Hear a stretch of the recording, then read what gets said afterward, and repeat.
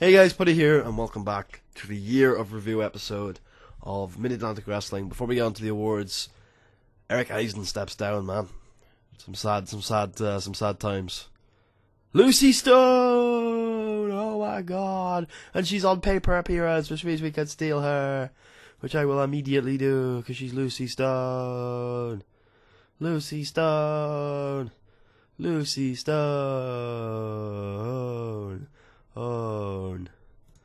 Lucy Stone. Na na na na na na na na na. Na na Lucy Stone. Lucy Stone. Na na Lucy Stone. Na na na na na na na na. Sorry. Sorry about that. Just needed to yes, I'm very excited about Lucy Stone.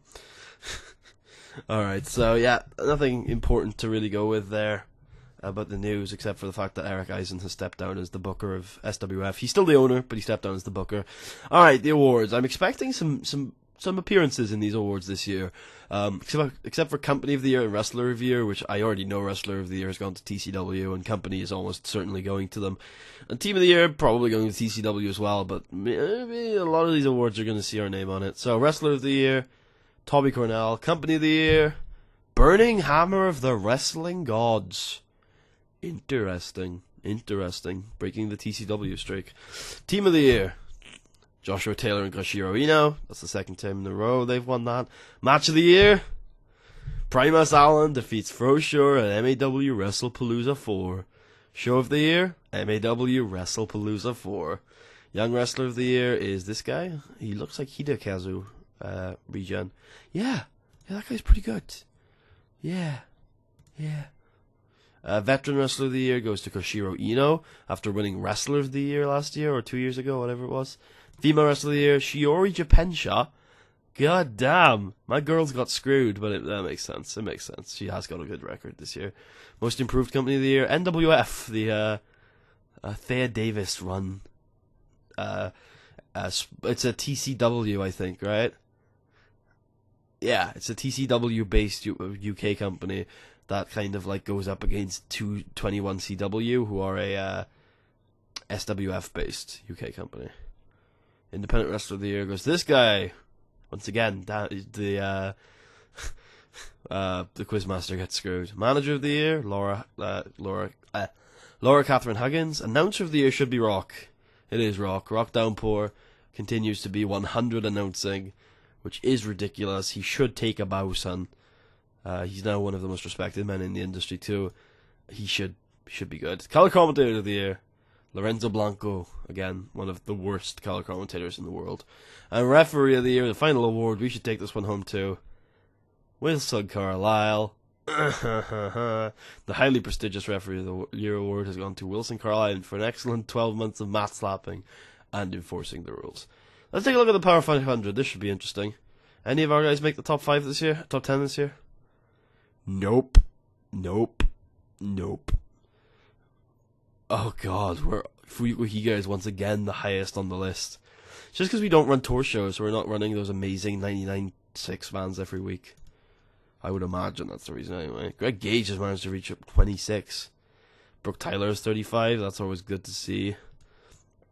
What about frickin' the two men who put on a 100 this year? Where do they rank? Froze at 61. With Primus probably a lot further down because he hasn't wrestled that much. Does he make top 10 though? Top 100 though? Like a guy who's had a 5-star match this year should definitely get a 100. The guy who's had a 100 this year should definitely make top 100. No, 108. God damn. In terms of Fro, we saw him at 61. What about our women's division? We should look at all of those girls, I think. Alicia, 82.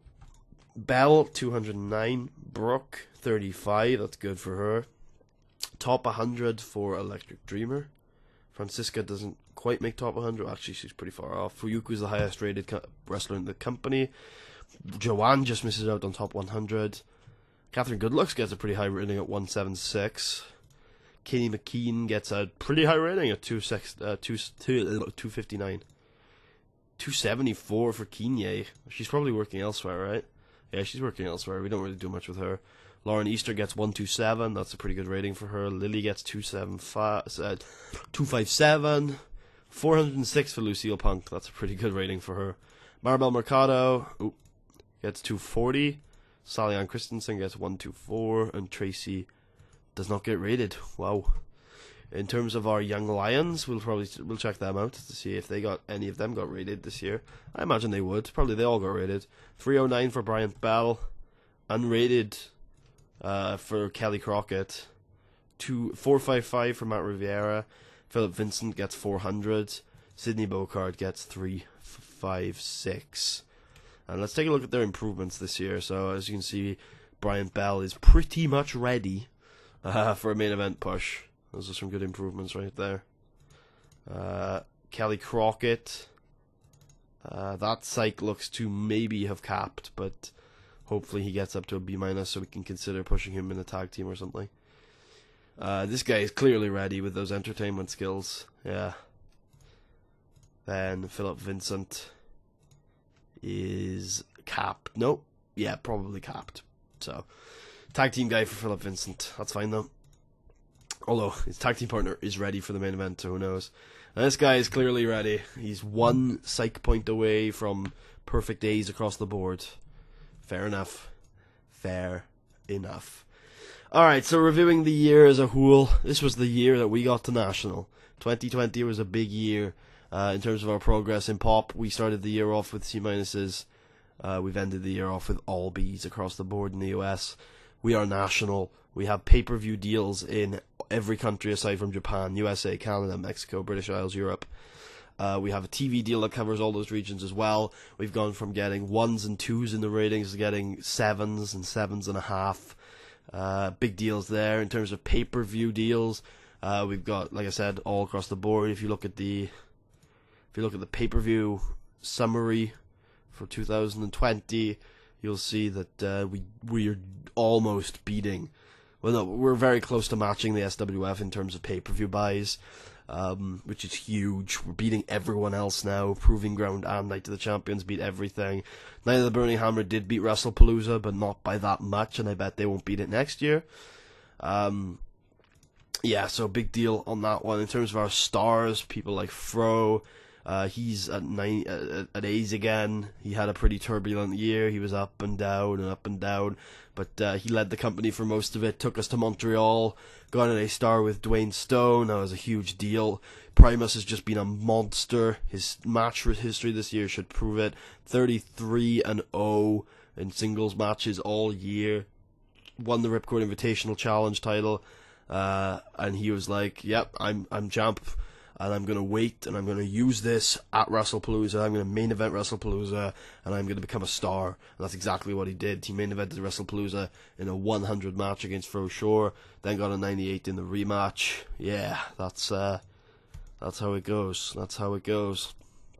In terms of other stars this year, the women's division is really where you need to look. Going into the year, we had, I think it was Alicia Strong as champ. Although I think it was actually Fuyuko Higa, wasn't it? Was it? Who was the champ heading into the year? We'll check. It was Fuyuko Higa. Yeah, Fuyuko Higa came into the year as the champ. She has had a topsy-turvy year. Obviously, she started off really well, really hot. Was becoming like a superstar. Is still kind of better than where she started, I would say, but certainly has balanced out. She's not our girl. She's a 5-star girl. You know, we like her. We use her. She's a fantastic professional wrestler, but you know, I don't think she'll ever be the focus of the women's division because she's just not ours. She's not ours permanently. But the woman who beat her is a big deal. Her name is Brooke Tyler. And she wears the famous red. No, she's had a great year. She's had a 99. That was with, I think, Electric Dreamer at Battle for the Mid-Atlantic. She semi-main evented WrestlePalooza in a 92. Then got a 98 in the rematch at the Proving Ground. Then in that Fatal 4-Way also got a 92. She's averaging an 86. A 95 earlier in the year. Another 98. A 90. 94. Huge matches this year. She's been really good. Brooke Tyler is very good. She's only lost once. That was probably in a singles match. No, it wasn't a singles match. I was about to say that was probably in a tag match, but it wasn't. It was in a singles match. So yeah, she's clearly grown to a sensational worker. Absolutely great.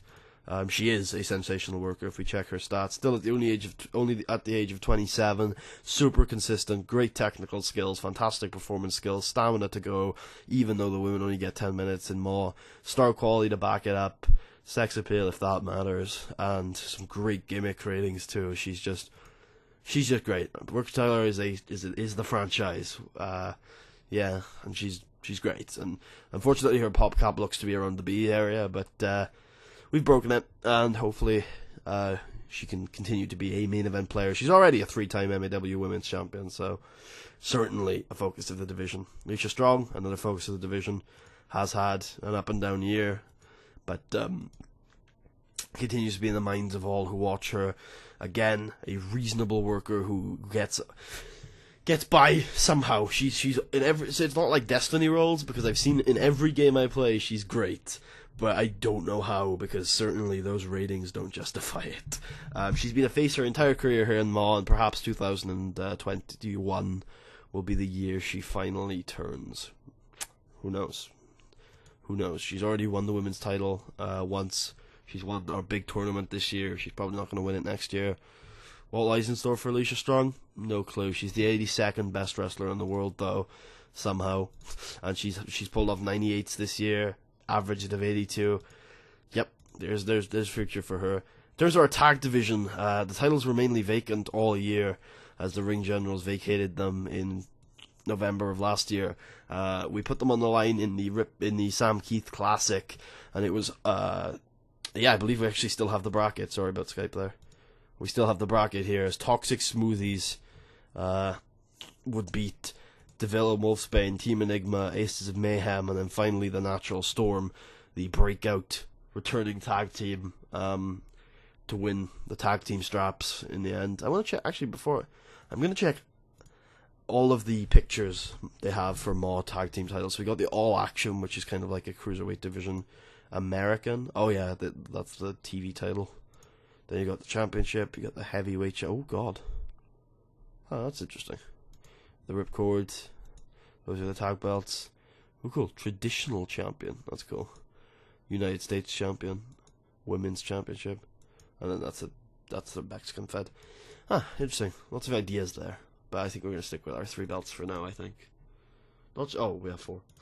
I think we're going to stick with our 4 belts for now. Maybe we'll change things around eventually. Depends. If we end up acquiring SWF, which would be great, we'd definitely do a brand split and have cruiserweights on one end and women on the other. Yeah, Tommy Cornell's great. Yeah, that. I think oh yeah, the 2 Toxic Smoothies have been the standout team of the year. They're now up to 41 experience. They've got excellent chem.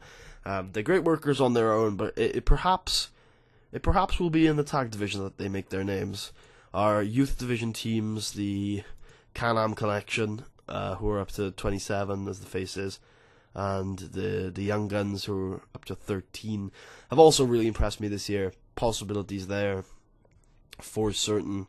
Natural Storm have been great. They've come back to MAW after their absence. Their lengthy couple of year absence.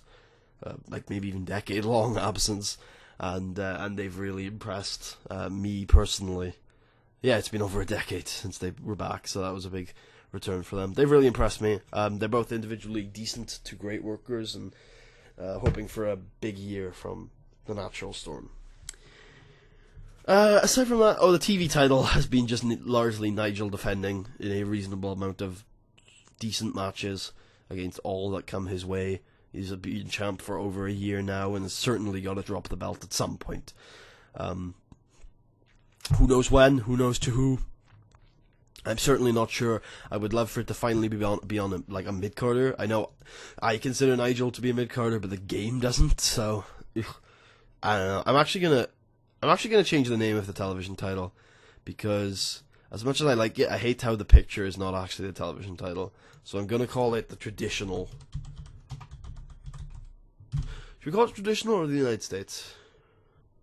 I'm going to call it traditional. It fits more better, so we're going to call it the traditional title. The traditional championship. And we're going to put the traditional title on there. There you go. There we go. Cool. Mid-Atlantic Wrestling Traditional Champion. Cool. I like that. That's fun. Alright, I think that's probably gonna do for this episode. Don't think there's really much else to say. We made almost $1 million profit that month, where we've hit our goal. Yeah, in terms of people who we need to push this year, by the way, we're actually probably going to end up pushing Firehouse and the Aces for the first 6 or 7 months of the year, just so we can do those goals. Aside from that, yeah, we're probably not going to fall below 8th or lose enough money for those goals to fail. But I should probably start like pissing Sam Keith off so those goals actually have an effect. Because if I'm at excellent, then they're not even going to help me at all. Yeah. Anyway, I'm gonna end this episode off before I start rambling, because we should talk about the best matches of the year. So here we go. In 2020, the award for Best Raw event goes to WrestlePalooza 4. The award for Best Match goes to Primus Allen versus Fro Shore. The award for Top Attendance goes to the Night of the Champions with 46,437 people. Top Buy Rate goes to the Night of the Champions with 3.05, which, to end out the year, let's bring out the old Frank calculator, shall we? So 3.05 times 50,000 means 152,000 people watched the Night of the Champions live on pay-per-view, and around is that right? Yeah. So around 550,000 people are watching MAW TV every week. So yeah, hope you guys enjoyed this year. This has been really fun. I've really enjoyed Maw. Ever since we hit Cult, it's been fantastic. And it seems like we're only going up, and we have some really good stars. I put my faith in people like Primus Allen, and hopefully they'll reward me with matches that they've put on. This year, I know I said this almost every year, but I think women are going to be an even bigger focus this year. I don't love to I try not to spoil too much in this series, but it's not a huge deal. I'm planning on having the women main event WrestlePalooza 5. I'm not sure exactly who's going to main event it yet, but I plan it to be a women's match. I know what my world heavyweight title match is for WrestlePalooza this year, and I think it could be good. I've tried it a couple times in the past on TVs and on one particular pay-per-view, and it didn't hugely impress. So I am expecting it to kind of underperform, and so I'm hoping the women can kind of come in and pick up the slack. Hell, who knows? Maybe the women can have a 100. They've had 99s. I mean, surely it's only one more step to a 100. So, I hope you guys enjoyed. If you did, please leave a thumbs up. Subscribe if you haven't already. Go back and watch the entire series again. All 142 episodes. Because this journey has been amazing. And it's kind of almost over. It's kind of almost over. International's not far away, but global is going to be a struggle. But I am going to enjoy it. I will see you guys in 2021. Peace out.